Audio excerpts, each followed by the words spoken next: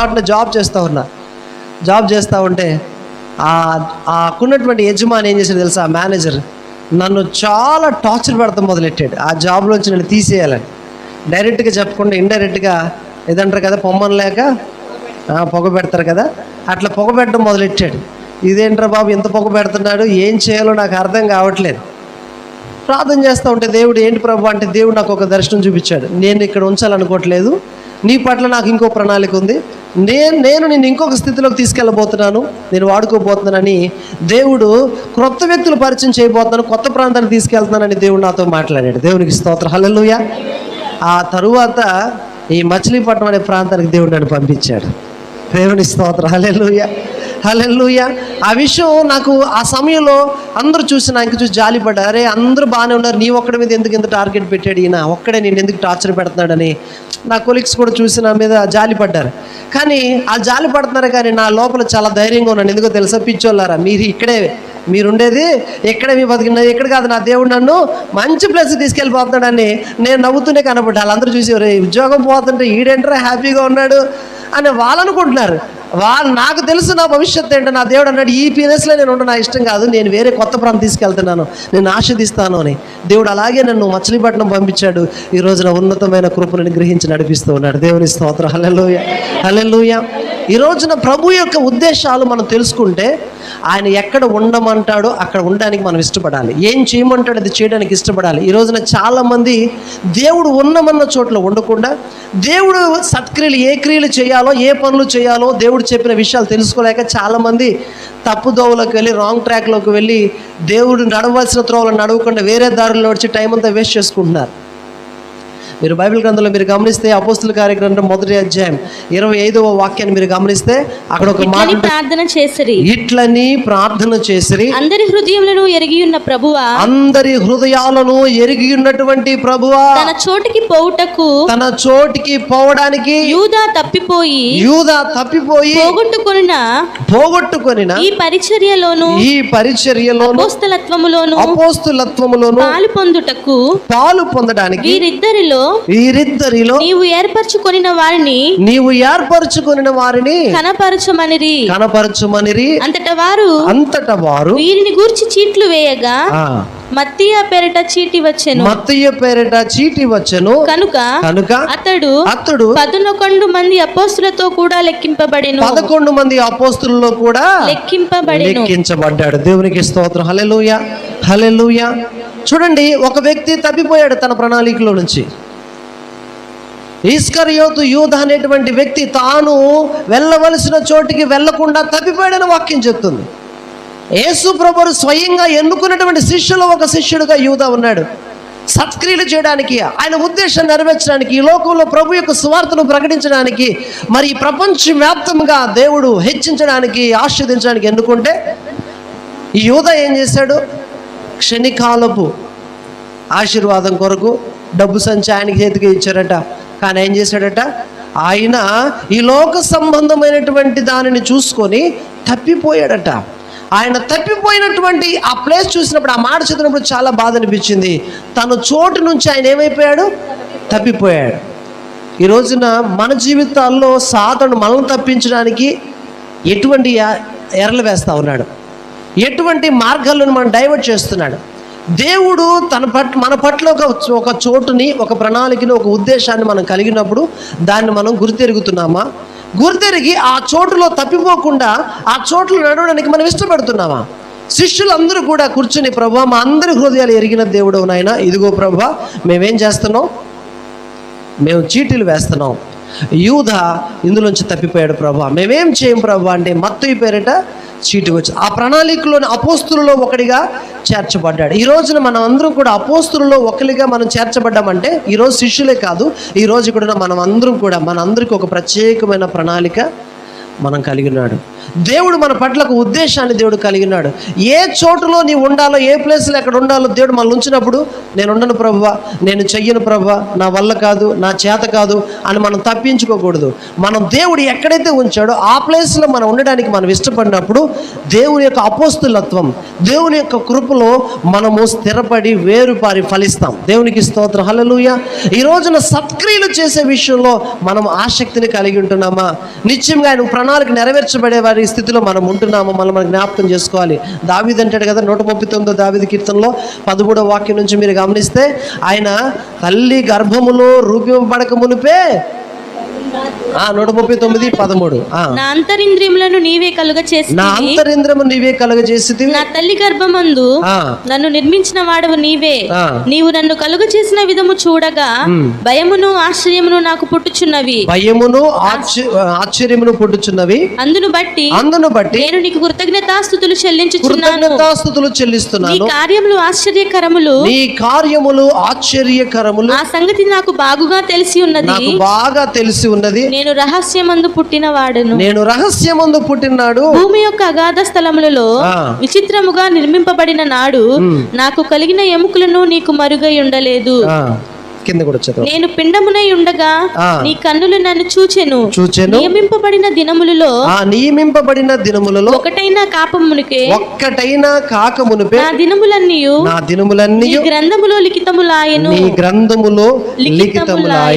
దేవునికి స్తోత్రం, హల్లెలూయా, హల్లెలూయా. చూడండి, మన దినాలన్నీ కూడా ఎక్కడ లిఖించబడ్డాయి అంట? దేవుని గ్రంథంలో లిఖించబడ్డాయి. తల్లి గర్భములో ఉండగానే మనం ఇంకా కంప్లీట్గా రూపం రాకముందే ఎముకలుగా ఉన్నప్పుడే దేవుడు ఈ బిడ్డ పట్ల ఈ యొక్క ప్రణాళిక కలిగి ఉన్నాడు. ఇదిగో ఈ బిడ్డ ఈ భూమి మీదకి నేను ఉద్దేశంతో పంపిస్తున్నాను, ఈ పని చేయాలి, ఈ ఉద్దేశం నెరవేర్చబడాలని దేవుడు పంపిస్తూ ఉన్నాడు.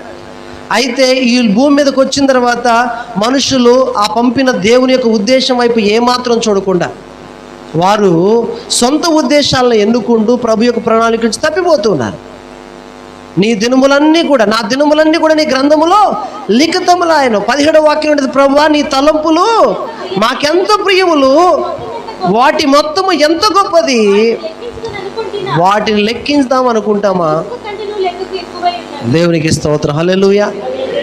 దేవుని యొక్క తలంపులు ఎంతో గొప్పవంట. అంటే ఒక మనిషి పట్ల దేవుని తలంపు అంటే దేవుని యొక్క ఆలోచన, దేవుని యొక్క ప్రణాళిక ఎంతో గొప్పది, చాలా విస్తారమైనదట, చాలా ఉన్నతమైనదట.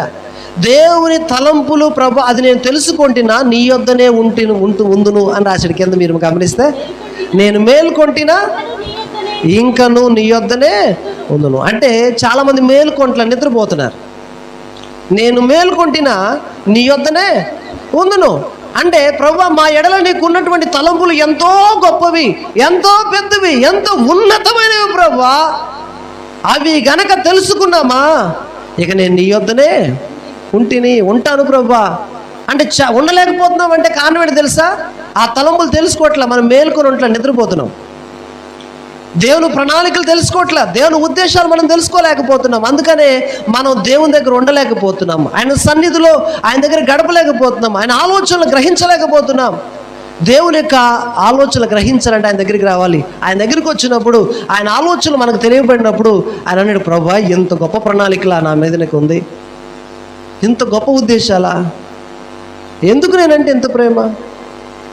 నిజంగా ఒక్కొక్కసారి ఆలోచిస్తే ఏ మంచితనం ఉందని నన్ను ఇంత ఆస్వాదించావు ప్రభువా, ఏ మంచితనం ఉందని నాకు ఈ స్థితినిచ్చావు ప్రభువా, ఏ మంచితనం ఉందని ప్రభువా అన్నప్పుడు నిజంగా దేవుడు ఒక మనిషి పట్ల ఎంత ప్రేమ చూపిస్తున్నాడో గ్రహించగలిగితే ఆ మనిషి దేవుని విడిచిపెట్టి ఎక్కడికి వెళ్ళాడు, దేవుని యొద్దనే ఉంటాడు. దేవునికి స్తోత్రం, హల్లెలూయా. ఆయన తలంపులు ఎంతో గొప్పవి, ఎంతో ఉన్నతమైనవి, ఎంతో మహత్యము కలిగినవి. అటువంటి తలంపులు మనం తెలుసుకున్నట్లయితే మనం ఆయన దగ్గరే ఉంటాం. ఈ రోజున దేవుని తలంపులు నీ పట్ల ఎంతో ఉన్నతంగా ఉన్నాయని నువ్వు గ్రహించదువుగాక. ఈ రోజున ఆ గ్రహింపు లేక చాలామంది దేవుని దగ్గర ఉండలేకపోతున్నారు. దేవుని దగ్గర ఉంటే దేవుని తలంపులను తెలుసుకోగలుగుతాం. దేవుని తలంపులు తెలుసుకుంటే అవి ఎంత గొప్పవో ఎంత ప్రియమైనవో ఏ రోజు తెలుసుకుంటా. ఆయన విడిచి బ్రతకలేవు. దేవుని స్తోత్రం, హల్లెలూయా. మీరు అడిగిన వాటికంటేను ఊహించిన వాటికంటేను అత్యధికంగా అనుగ్రహించే దేవుడు ఆయన.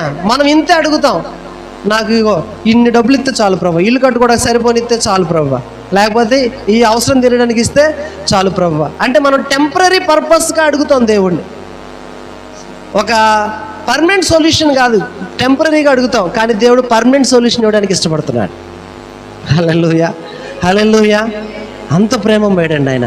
అటువంటి ప్రేమమైన యొక్క తలంపులు మనం తెలుసుకుంటే ఆయన సన్నిధిలో మనం సంతోషంగా బ్రతకగలుగుతాం.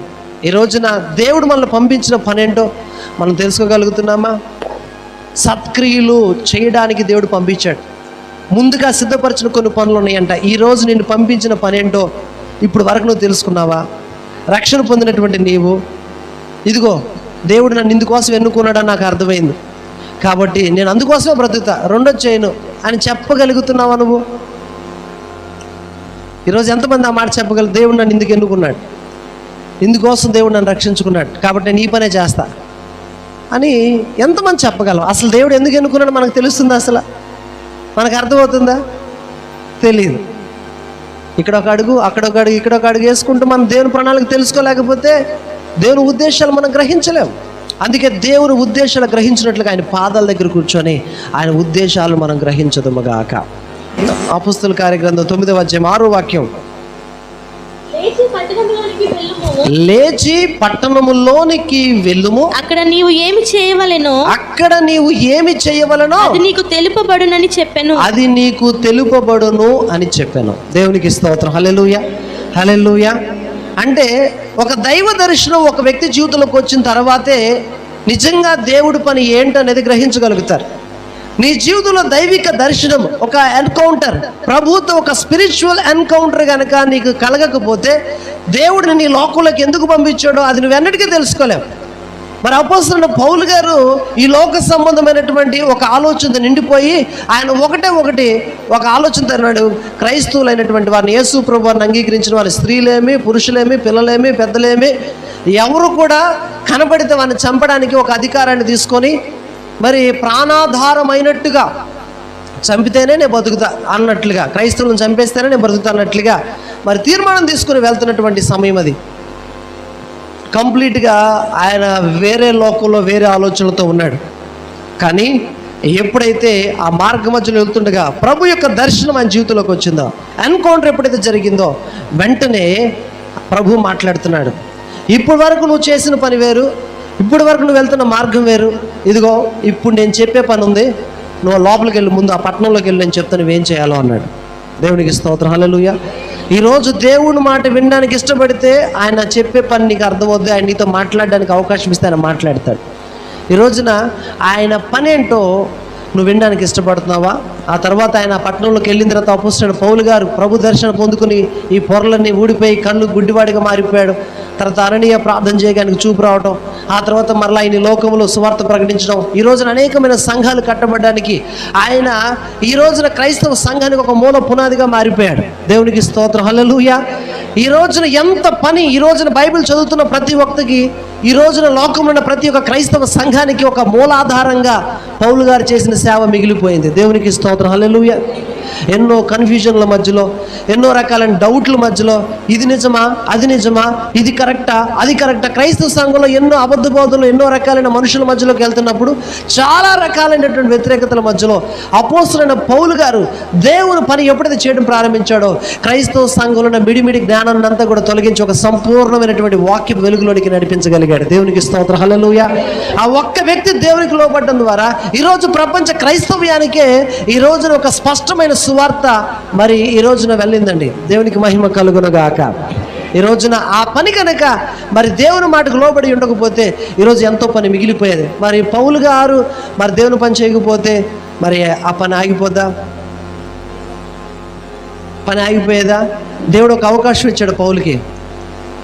యోధ ఇక్కడ ఇస్కరియోతుతో తప్పిపోయాడు, కానీ ఏమైంది? అపోస్తలత్వంలో ఆ పని మత్తయి పేరిట చీటి పుట్టించాడు. మరి అపోస్తుల్లో ఆ వ్యక్తిని చేర్చాడు. ఈ రోజున ప్రభువా, నేను తప్పిపోయేటువంటి స్థితిలో ఎన్నకూడదు, నీ పని నేను చేయడానికి నాకు ఏ అవకాశం ఉన్నా ఖచ్చితంగా నేను చేసుకోవాలి ప్రభువా. హల్లెలూయా. నీ పని చేయడానికి వచ్చిన ప్రతి అవకాశాన్ని నేను ఉపయోగించుకోవాలి, ప్రతి పని నేను చేయాలి. అయ్యా, నీవు నాకు ఇచ్చిన కృప నేను విడిచిపెట్టుకోకూడదు.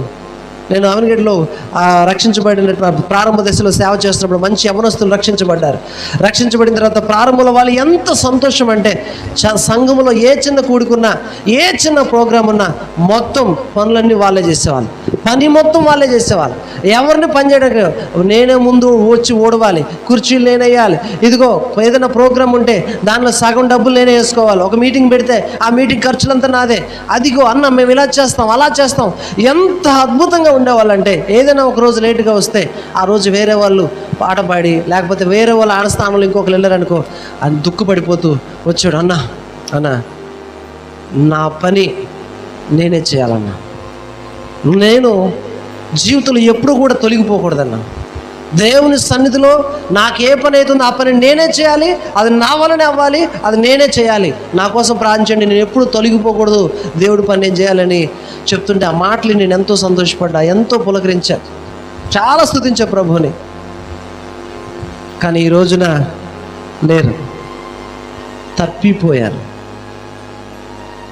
తప్పిపోయిన గొర్రెలాగా తప్పిపోయి మరలా రివర్స్ గేర్. దేవునికి స్తోత్రం, హల్లెలూయా. నేను ఎందుకు ఈ మాట చెప్తున్నానో తెలుసా? ఈ రోజున అటువంటి తప్పిపోయే పరిస్థితి నా జీవితంలో రాకూడదు ప్రభు అని మనం ఎటువంటి డిస్ట్రాక్షన్స్ కూడా మనం లోబడకుండా ప్రభువు మనకి ఏ పని అప్పచెప్పాడు ఆ పని చేయడానికి మనల్ని మనం సిద్ధపరచుకుందాము గాక, మనల్ని మనం సంపూర్ణంగా సిద్ధపడదుము గాక. లూకా సువార్త 4వ అధ్యాయం 17 నుంచి 20. ప్రవక్త అయిన యెషయా గ్రంథము ఆయన చేతికి ఇయ్యబడెను. ఆయన గ్రంథము విప్పగా ప్రభువు ఆత్మ నా మీద ఉన్నది, బీదలకు సువార్త ప్రకటించుటకై ఆయన నన్ను అభిషేకించెను, చెరలోనున్న వారిని విడుదలను, గుడ్డి వారికి చూపును కలుగునని ప్రకటించుటకును, నలిగిన వారిని విడిపించుటకును, ప్రభు హితవత్సరము ప్రకటించుటకును ఆయన నన్ను పంపి ఉన్నాడు అని వ్రాయబడిన చోటు ఆయనకు దొరికెను. ఆయన గ్రంథము చుట్టి పరిచారకుడికి ఇచ్చి కూర్చుండెను. సమాజ మందిరంలోనున్న వారందరూ ఆయనను తేరి చూడగా ఆయన, నేడు మీ వినికిడిలో ఈ లేఖనము నెరవేరినదని వారితో చెప్పసాగెను. దేవునికి స్తోత్రం, హల్లెలూయా, హల్లెలూయా. చూడండి, స్వయంగా ఈ మాట ఎవరు మాట్లాడుతున్నారు? యేసు ప్రభువు మాట్లాడుతున్నారు. ఆయన ఈ భూమి మీదకి ఒక ప్రణాళికతో వచ్చాడు.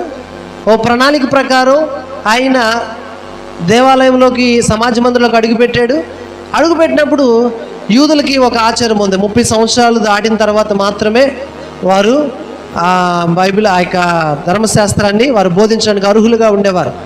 అంతేకాదు వారికి ఆయా సమయాల్లో వారికి టైం పెట్టేవాళ్ళు, ఈ టైంలో పలానా వ్యక్తి, ఈ టైంలో పలానా వ్యక్తి దాన్ని చదవాలి అని వారికి ఒక టైం కూడా ఉండేది. కానీ యేసు ప్రభు వారు మరి ఆయన సమయం వచ్చినప్పుడు కరెక్ట్గా ఆయన దగ్గరికి వెళ్ళినప్పుడు ఆయనకు ఒక చుట్ట ఇవ్వబడిందంట.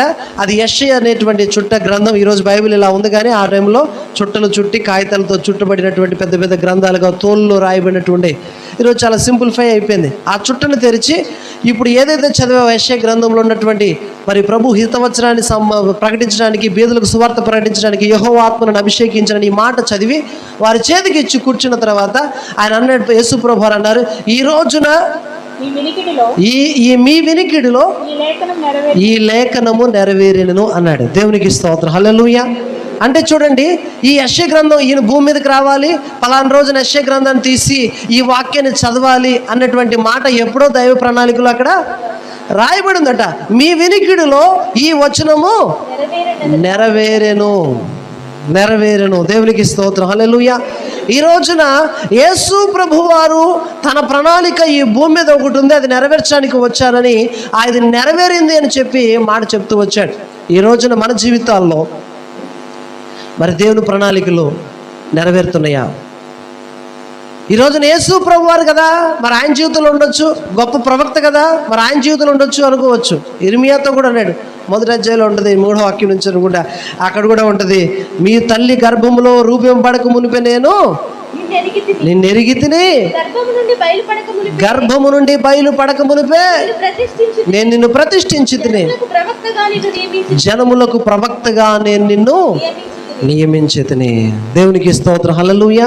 అంటే తల్లి గర్భంలో రూపడకు మునిపే ప్రతిష్ఠించాడు, ప్రవక్త అనే పని ఇచ్చాడు, ఆ ప్రవక్త పనిని నువ్వు చేయడానికి దేవుడు ఎన్నుకున్నానన్నాడు. అంటే ఆ పుట్టక ముందే నువ్వు ప్రవక్తగా దేవుడు ఎన్నుకున్నాడని ముందే చెప్పాడు. ఇక్కడున్న మనందరికి కూడా దేవుడు ఒక ప్రణాళిక కలిగినాడు, ఒక ఉద్దేశాన్ని కలిగి ఉన్నాడు. ఒక పని చేయడానికి దేవుడు మనల్ని ఇక్కడికి పంపించాడు. ఇక్కడికి వచ్చిన ప్రతి వ్యక్తి, క్రైస్తవుడిగా ఉన్నవారు, రక్షణ పొందినటువంటి ప్రతి ఒక్క వ్యక్తి కూడా ఏదో రక్షణ పొందాం, ఏదిగో దేవానికి స్తోత్రం, ఈ నొప్పి తగ్గించి, జబ్బు తగ్గించు, ఈ ఆరోగ్యం దయచే, ఇదిగో ఈ అవసరం తీర్చు, ఇదిగో ప్రభా ఈ చిన్న సహాయం చేయి, ఈ రోగం తగ్గించి, ఇది వస్తే చాలు ప్రభా, ఇది తగ్గిపోతే చాలు ప్రభా అని చిన్న చిన్న ఆశలతో, చిన్న చిన్న కోరికలతో కాదు. అవి దేవుడు చేస్తాడు. అవి కాదు ప్రాముఖ్యం. ప్రభా అసలు నేను ఏ క్రియలు చేయాలని నన్ను ఎన్నుకున్నావు, నేనేం చేస్తే నీకు సంతోషం, నన్ను ఏ ఉద్దేశంతో నన్ను ఎన్నుకున్నావు ప్రభా అని మనం ఆయన దగ్గరికి వెళ్ళి మనం ప్రార్థన చేసినప్పుడు దేవుడు సత్క్రియలు చేయటి యందు, మత్తయి సువార్తలో 5వ వాక్యంలో ఉంటుంది. ఆ 13 నుంచి 16 వాక్యాలు మీరు గమనిస్తే అక్కడ మాట రాయబడింది తెలుసా? మత్తయి సువార్త 5వ అధ్యాయం 13 నుంచి 16 వాక్యాలు గమనిస్తే అక్కడ చక్కటి మాట చూడు. మీరు లోకానికి ఉప్పు అయి ఉన్నారు. ఉప్పు నిస్సారమైతే అది దేని వలన సారము పొందును? దేని వల్ల అది సారం పొందుతుంది? అది బయట పారవేయబడి మనుషుల చేత త్రొక్కబడుటకే గాని, త్రొక్కబడ్డానికే గాని మరి దేనికి పనికిరాదు. మీరు లోకమునకు వెలుగై ఉన్నారు. మీరు లోకానికి వెలుగై ఉన్నారు. కొండ మీద నుండి పట్టణము మరుగై ఉండనేరదు. మనుష్యులు దీపము వెలిగించి కొంచెము కింద పెట్టరు కానీ అది ఇంట నుండి వారికి అందరికి వెలిగించుటకై, వెలుగు ఇవ్వడానికై దీపస్తంభము మీదనే పెట్టుదురు. మనుష్యులు మీ సత్క్రియలను చూచి, ఈ మాట అందరూ కూడా చదవండి, వినండి. మనుష్యులు మీ సత్క్రియలను చూచి పరలోకమందున్న మీ తండ్రిని మహిమపరచునట్లు వారి ఎదుట మీ వెలుగు ప్రకాశింపనీయుడి. మీ వెలుగును ప్రకాశింపనీయండి. దేవునికి స్తోత్రం. హల్లెలూయా, హల్లెలూయా. చూడండి, దేవుడు మనల్ని ఎన్నుకున్నది ఏది తెలుసా? మీరు లోకానికి ఉప్పు అయి ఉన్నారు. ఉప్పు ఉంటేనే కొన్నిసార్లు ఇంత ఉప్పు వేస్తే టేస్ట్ సరిపోయేది. ఇప్పుడు ఎంత ఉప్పు వేయాల్సి వస్తుంది. ఉప్పులో ఏముండట్లా, సారం ఉండట్లా. ఎంత ఉప్పు వేస్తేనే సరిపోయేది, కానీ ఎంత ఉప్పు వేసినా సరిపోవట్లా. ఏంటి ఉప్పు వేసావా వేయలేదన్న పరిస్థితి వస్తుంది. అంటే ఉప్పులో ఏముండట్లా, సారం ఉండట్లా. దేవుడు మనల్ని దేంతో పోల్చాడు? ఉప్పుతో పోల్చాడు. మరి ఉప్పు వల్ల కారణం ఏంటి? ఉప్పు ప్రయోజనం ఏంటి? అన్నేసి చూడు, నన్నేసి చూడు. వంట మాస్టర్లకు తెలుస్తుంది ఈ మాట. ఇంట్లో ఉన్న ప్రతి ఒక్కరికి తెలుస్తుంది. ఏం వేసినా ఉప్పు వేయకపోతే కూర రుచి ఉండదు. అంతేకాదు ఉప్పు రుచినివ్వడానికి ఉపయోగపడుద్ది. అంతేకాదు ఉప్పు ప్రిజర్వ్ చేయడానికి, భద్రపరచడానికి. ఉప్పు వేస్తే ఎండిపోయిన చేపలు ఏం చేస్తారు? నిల్వ ఉండడానికి ఉప్పు వేస్తారు. మనుషులు చచ్చిపోయినా కూడా లోపల ఏమేస్తారు? ఉప్పు వేస్తే ఏమైంది? చెడిపోకుండా ఉంటుంది. దాని నిండా ఉప్పు వేసేస్తారు బాడీ. కొందరు తెలియకేం చేస్తారు సార్, పెట్టులో పెట్టేసిన తర్వాత పైన వేస్తారు ఉప్పు. పైన ఎత్తే ఉపయోగం ఏంది? లోపల ఏమంటే రే పర్లేదు ఎట్టాగే వేయాలంటారు. మరి అది దేవునికి స్తోత్రం. హల్లెలూయా. చూడండి, అంటే ఉప్పు దేనికంటే ఉప్పు రుచినివ్వడానికి. ఉప్పు చక్కటి మనల్ని దేవుడు దేంతో పోల్చాడంటే సారము కలిగి ఉండాలి. మీరు ఎక్కడికి వెళ్తే అక్కడ టేస్ట్గా ఉండాలి. అబ్బా ఈ వచ్చింది చాలండి, అన్ని పనులు చక్కగా చేస్తుందండి. వచ్చింది చాలండి, ఇదిగో ఇక ఆనందమేనండి మాకు. ఆ సహోదరు వచ్చింది చాలు, ఇక అన్ని ఆమె చూసుకుంటుంది. ఇగో ఈ బిడ్డ వచ్చాడు, ఆ పెద్ద ఆయన వచ్చాడు, మా సంఘ బిడ్డ వచ్చాడు, ఇక అన్ని ఆయన చూసుకుంటాడు. అంటే మనుషులు ఒక తృప్తిని అనుభవించాలని చూసి. కానీ ఈరోజు ఎలా ఉంది? ఎవరన్నా వ్యక్తి కనబడితే అమ్మ నాయన దొరికిపోయావురా బాబు అని ఎలా తప్పించుకు పిలిపోదామా అని చూసే పరిస్థితి. ఇది నిజమైనటువంటి క్రైస్తవం కానీ అది మనల్ని చూసి సంతోషించేవారుగా ఉండాలి. అంతేకాదు లోకానికి మన దీపంలాగా ఉన్నామంట. మన ఇతరులకి మార్గం చూపేవారిగా మనం ఉండాలి. ఇతరులు సరైన దారిలో నడిపించేవారిగా ఉండాలి. అంతేకాదు మనుషులు మన సత్క్రియలను చూచి పరలోకమందున్న మీ తండ్రిని మహిమపరచునట్లు వారి ఎదుట మీ వెలుగును, దేవునికి స్తోత్రం. హల్లెలూయా. మీ సత్క్రియను చూసి ఎవరిని మహిమపరచాలి? పరలోకమందు తండ్రిని మహిమపరచాలి. ఈ రోజున మనం చేసేటువంటి క్రియలు, ఈ లోక సంబంధంగా మంచి క్రియలు ఉన్నాయి. మంచి పనులు చేయడం ద్వారా దేవునికి మహిమ కలుగుతుంది. అందరూ గుర్తుపెట్టుకోండి, క్రియలు 2 రకాలు. ఒకటి శరీర సంబంధంగా మనం ఈ లోకంలో ప్రభువుని ఎరిగి మంచి క్రియలు చేయాలి. ఇతరులకు మేలు చేయడం, సహకరించడం, వారి బాధల్లో ఉంటే పరామర్శించడం, వారికి పెట్టడం, ఇవన్నీ కూడా సత్క్రియలు. ఇవి సహజంగా జనరల్గా జరిగేటువంటి సత్క్రియలు. ఇవి క్రియలు అందరూ కూడా ప్రతి క్రైస్తవుడు చేయాలి. దానితో పాటు ప్రాముఖ్యమైనటువంటిది ఇంకోటి అంటే ఇంటర్నల్గా ఇన్డెప్త్ క్రియలు ఉన్నాయి. అవేంటంటే తెలుసా? నీ కొరకు ప్రత్యేకంగా దేవుడు కొన్ని పనులు చేయడానికి నీకు ఏర్పాటు చేసి పెట్టాడు. ముందుగా నువ్వు పుట్టేటప్పుడే ఈ బిడ్డ నా మాట వింటే ఈ పనులన్నీ బిడ్డతో చేపించి ఉన్నత స్థానంలో నిలబెట్టి నాకు మహిమ తెచ్చేవాడికి ఈ బిడ్డను వాడుకోవాలి, ఈమెను వాడుకోవాలని దేవుడు ముందే కొన్ని ప్రణాళికలు చేసి పెట్టాడట. కానీ ఎవరైతే ఆ ప్రణాళికలు తెలుసుకుంటారో వారు మాత్రమే దాన్ని రీచ్ అవుతారు. కానీ చాలామంది రీచ్ అవ్వలేకపోతున్నారు. ఒక భక్తుడు అన్నాడు, వాక్యం చెప్తూ అన్నాడు, నేను ముగిస్తా ఉన్నాడు. భక్తుడు అన్నాడు, తెలుసా, ప్రపంచంలో అత్యధికమైనటువంటి శ్రేష్టమైనటువంటి ఖరీదైనటువంటి ప్లేస్ ఎక్కడుందో తెలుసా అని అన్నారు. ఆఫ్రికాలో ఉన్న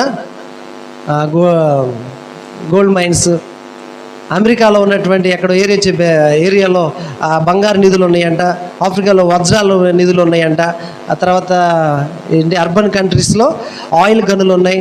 కాబట్టి ఒక్కొక్కరు ఒక్కొక్కటి చెప్పుకుంటూ వచ్చారు, ఈ ప్లేస్ చాలా రిచ్, వీళ్ళు బాగా రిచ్ అని. కానీ అందరూ చెప్పిన తర్వాత ఆయన అంటాడు, తెలుసా, కాదు, దాని అంతటికంటే అసలు రిచ్ ప్లేస్ ఒకటి ఉంది, మీకు చెప్తాను నేను. ఎక్కడుందన్నారు. ఎక్కడుందంటే వాళ్ళ ఎదురుగా, రమేష్ గారి ఇంటి ఎదురుగా ఒకటి ఉంటుంది. ఏంటిది అది? సమాధుల దొడ్డి. కొంతమంది సమాధి కనబడితేనే ఉనికిపోతారు. మరి 24 గంటల సమాధుల ముందే బతుకుతున్నారు. మరి వాళ్ళకి ఏం అవట్లే.